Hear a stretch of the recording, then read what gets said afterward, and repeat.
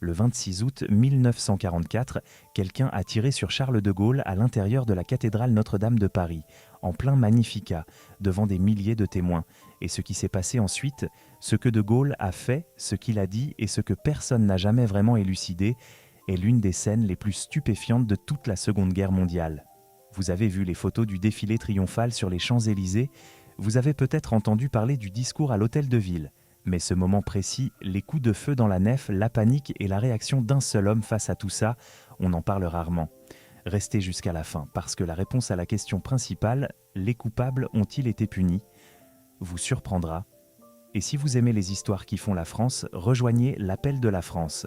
Nous sommes là pour ça. Il faut d'abord comprendre ce que représentait cette journée du 26 août 1944 pour saisir l'absurdité de ce qui allait se produire. Paris venait tout juste de sortir de 4 années d'occupation allemande.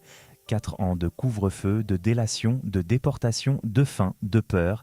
4 ans pendant lesquels des soldats de la Wehrmacht avaient à parader sur les mêmes Champs-Élysées que de Gaulle s'apprêtait à descendre en sens inverse.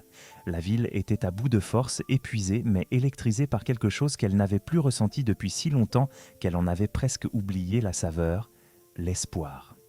Le général Leclerc et sa 2e division blindée étaient entrés dans Paris le 24 août au soir. Le 25, à la gare Montparnasse, le général allemand von Soltitz avait signé l'acte de reddition. Paris était libre, officiellement, militairement, irréfutablement libre, et ce 26 août, Charles de Gaulle allait en faire la démonstration au monde entier. Ce que peu de gens réalisent aujourd'hui, c'est que cette journée du 26 août était avant tout une opération politique d'une précision chirurgicale. De Gaulle savait exactement ce qu'il faisait à chaque étape. Il avait d'abord refusé que l'archevêque de Paris, le cardinal Emmanuel Suard, participe à la cérémonie à Notre-Dame, trop compromis avec le régime de Vichy, avait-il jugé, lui qui avait accueilli le maréchal Pétain dans cette même cathédrale 4 mois plus tôt. De Gaulle n'était pas homme à laisser les symboles s'effacer. Il comprenait instinctivement que l'histoire se construit aussi avec des images, des gestes, des silences choisis.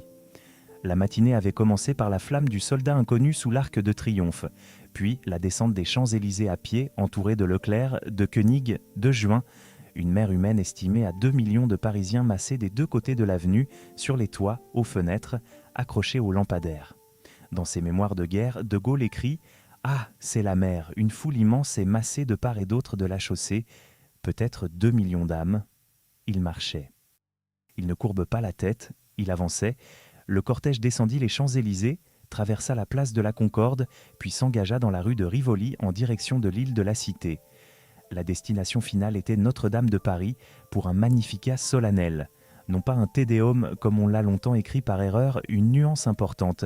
Le Te Deum, trop long et trop complexe à organiser dans l'urgence, avait été remplacé par le Magnificat, ce cantique marial plus court, mais d'une intensité spirituelle égale. L'historien Mathieu Lourd, dans son ouvrage Notre-Dame des siècles, a souligné la portée de ce choix symbolique. De Gaulle était le premier homme politique de la République française à inscrire Notre-Dame dans un parcours officiel républicain. La cathédrale n'était plus seulement un lieu de culte, elle devenait une tribune, un miroir dans lequel la France retrouvée se reconnaissait. Les cloches sonnaient, la foule hurlait. Et personne ne pouvait imaginer ce qui allait se passer dans les minutes suivantes. Dites-nous en commentaire quel autre général ou chef militaire français vous voudriez entendre raconter sur l'appel de la France. C'est en arrivant sur le parvis de Notre-Dame que les choses ont commencé à déraper. Le cortège approchait de la cathédrale quand, brusquement, des coups de feu ont éclaté. Pas au loin, dans une ruelle adjacente. Directement sur la place, à quelques mètres du général. Les balles ricochettent sur la façade de pierre.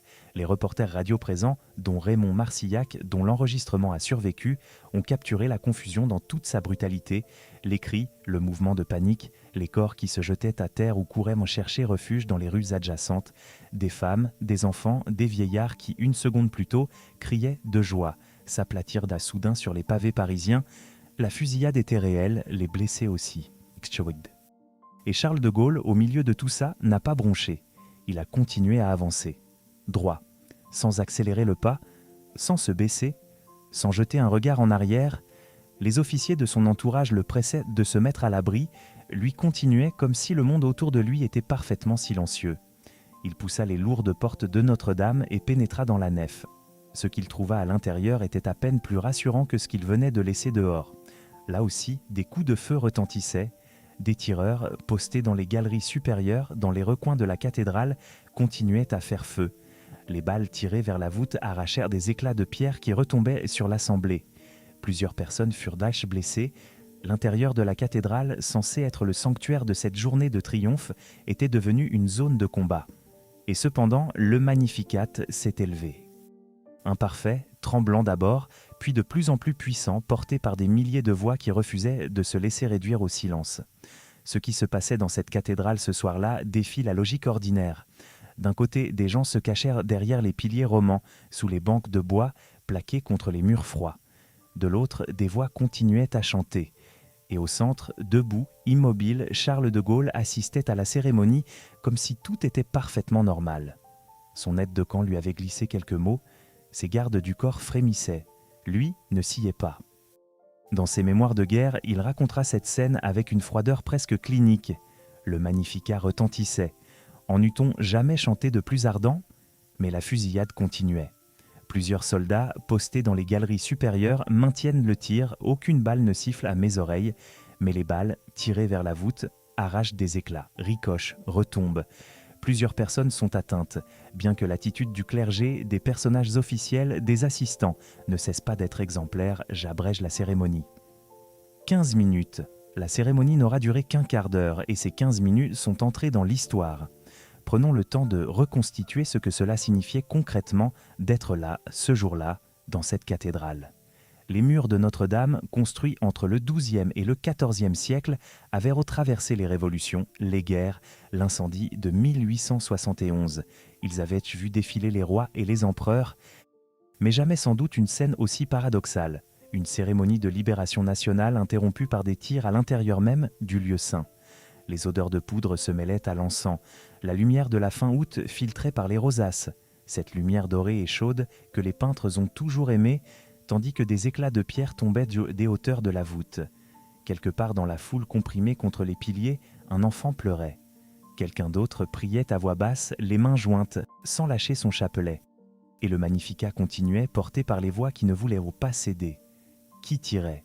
C'est là que l'histoire devient véritablement fascinante et troublante. Les policiers envoyés par le préfet de police dans les parties les plus hautes de l'édifice, après avoir fouillé les galeries et les combles, ont effectivement trouvé plusieurs hommes armés. Ces hommes, une fois appréhendés, ont donné une explication déconcertante. Ils disaient avoir cru apercevoir des ennemis indistincts et avoir ouvert le feu par réflexe, par peur, peut-être par confusion. Mais cette explication ne satisfaisait personne.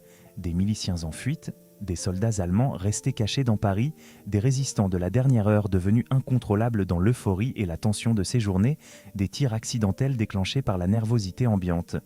À ce jour, le mystère reste entier. Aucune enquête officielle n'a établi avec certitude l'identité des tireurs ni leur motivation réelle. Aucun procès, aucune condamnation en lien direct avec les tirs de Notre-Dame.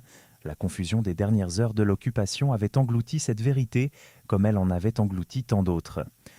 Il faut comprendre dans quel état de chaos organisé se trouvait Paris en ces jours d'août 1944 pour mesurer à quel point la question des tireurs était presque insoluble.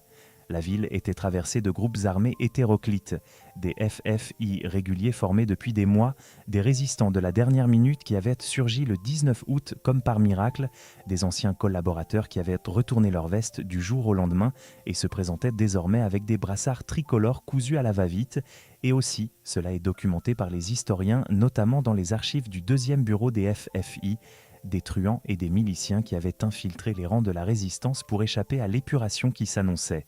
Dans ce contexte, discerner qui était qui tirait et pourquoi relevait de l'impossible. La France libre avait gagné, mais les fantômes de la collaboration n'avaient pas encore totalement disparu de ces rues. Ce qui est sûr, en revanche, c'est la lecture politique que De Gaulle fit immédiatement de la situation. Il écourta la cérémonie, c'est lui-même qui le note, mais il ne la stoppa pas. Il ne prit pas la fuite, il n'autorisa pas la panique à l'emporter, et surtout, il ne désigna personne publiquement comme responsable. Le lendemain, dans une lettre à son épouse Yvonne que les archives nationales ont récemment acquise, De Gaulle lui fit le récit de cette journée.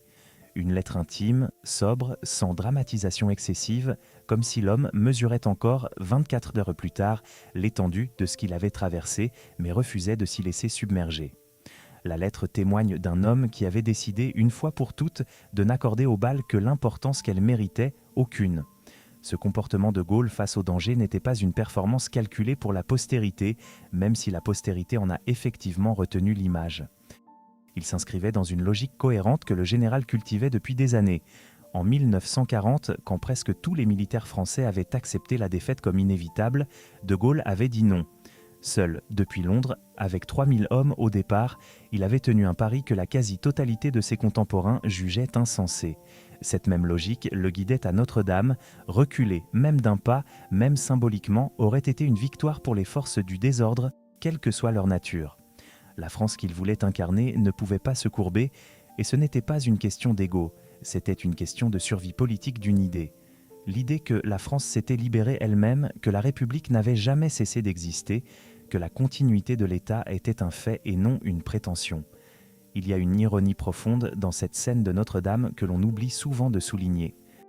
La cathédrale elle-même était un symbole ambigu en ce 26 août 1944.